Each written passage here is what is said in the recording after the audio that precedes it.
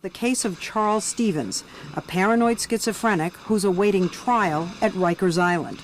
About a year ago, he was shot by police after he allegedly menaced passengers on a Long Island Railroad train. He had stopped taking his medication when he boarded the train, carrying a long martial arts stick and a Marine Corps sword. What kind of sword? Is it a ceremonial sword? This particular sword was a ceremonial sword. Does it look like it could do some damage? It could do damage. It could do damage, but I never aimed it at anybody. What were you wearing on your face? For a little while, I had a clown nose. You must have looked very peculiar on the train that day. Probably did. Here at Rikers, Stevens now takes his medication. Looking back at that day on the train, he says he didn't threaten anyone. Did you strike anybody with the sword? No. Or the stick? No. So the police try to get you off. Did you go off? Did you get off the train when they asked you to? No. No. You got sprayed with pepper spray. Right. And then what happened? I ran away from the officer. Then I took my sword out, and I waved it 2 times. Yeah, I hit the train with it. And that was it. Then he shot me. Officers fired 15 shots, 8 hit Stevens. If convicted of all the charges, including attempted assault, he could serve up to 15 years behind bars. As a young man, Charles Stevens went from the Marine Corps into modeling, but then his illness took hold. In and out of treatment centers, he moved back in with his parents, Henry and Nadine Stevens. They say he was acting strangely, and at one point he punched holes in the bathroom wall. He would shave his whole body. He would shave his from head to foot. And he was in my tub, and I heard this knock. It's Formica.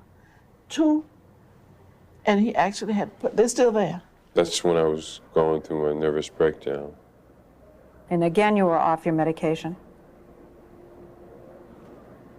As is often the case, his parents had become Charles's primary caretakers, watching him deteriorate into incoherence and impulsiveness. People don't understand what the families go through.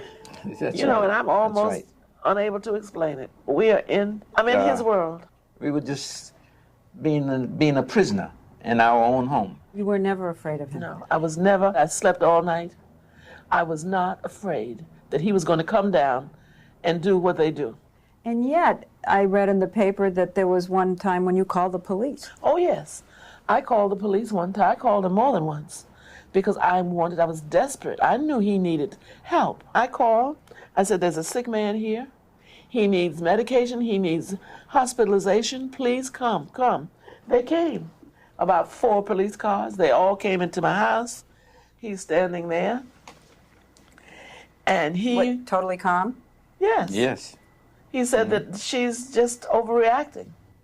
As with other families in similar situations, the Stevens had no way to get real help. Charles didn't look like he was in danger, and I didn't look in danger. And they said unless he's hurting someone or hurting himself, ma'am, there's nothing we can do. Yeah. And that is the way it was. You couldn't make him go take his medication? No. At that time, there wasn't even any medication. He had destroyed it. Dr. Howard Telson treats psychiatric patients at Bellevue Hospital in New York. The most important reason that people with serious mental illness stop taking their medication is because they don't believe that they're ill. They don't believe the medicine will help them. They don't want to be identified as psychiatric patients. Under the law, families and/or doctors can go to court to force a mentally ill person into treatment without committing them to a hospital or institution. Now, a judge can issue a court order compelling that person to take medication, undergo drug or alcohol testing and treatment, and take advantage of vocational training and supervised housing. It sounds so expensive. I mean, you're saying psychiatrists and medical people. It sounds like it costs a bundle. It does cost money, but it certainly costs much less to provide good community treatment than it does to keep somebody in a hospital for the same period of time. It does cost less? It's much less. But it still begs the question, how do you get people with mental illness who won't take their medication into treatment?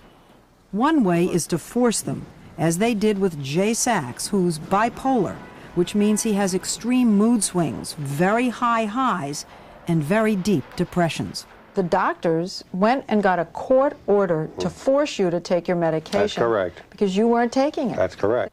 Jay Sachs wants to be a writer or a comedian. I was there.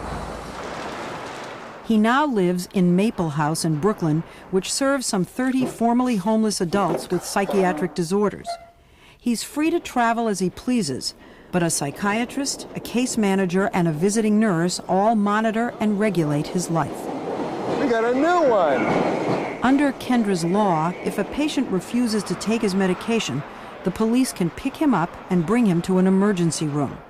When his illness takes over, he has delusions of grandeur and hears voices. He lost control in the summer of 1997 when he went to Penn Station and became someone else. I was the surrogate president. I was sure that the Secret Service people were there to protect me. You know, the people who in the waiting room were Supreme Court justices and things like that. And he neglected his own care and basically was there for 4 days in a row, and really being a danger to himself. He said you were collecting garbage. That's right. You were harassing people. If you call Getting that. dirtier Yeah. and dirtier and looking crazier and crazier. You knew this. Yeah. Eventually, as he showed us, Jay Sachs got down on his hands and knees and licked the floor of the train station. 4 o'clock in the morning, I licked the floor, thinking that perhaps if I ever really become president, they would remember that. That is devastating. Yeah. Before Kendra's law was passed, the state created a pilot program at Bellevue Hospital to see if forced outpatient treatment would work. And that's where Dr. Telson, the program's founder, took Jay Sachs the night he licked the floor of Penn Station. You need a doctor to tell you that you're ill and needs treatment. What about his rights? His rights to say no. I don't want to take the medicine. When he walks the streets and he has decomposed to the point where he gets dangerous, what about my rights? To be able to don't I have a right to stand on the subway platform and know that I'm not going to be pushed under the train? This is something. The mother of Charles Stevens saying that. I don't want him to hurt anybody. I want his condition taken care of. And it appears that Charles Stevens would agree. He, like his parents, supports Kendra's law. Even though this means that your parents can call someone and force you into treatment. That's fine with me. I mean, not accepting the treatment in the past is what has caused so many problems. Had I been able to see myself, it would have been a whole nother story.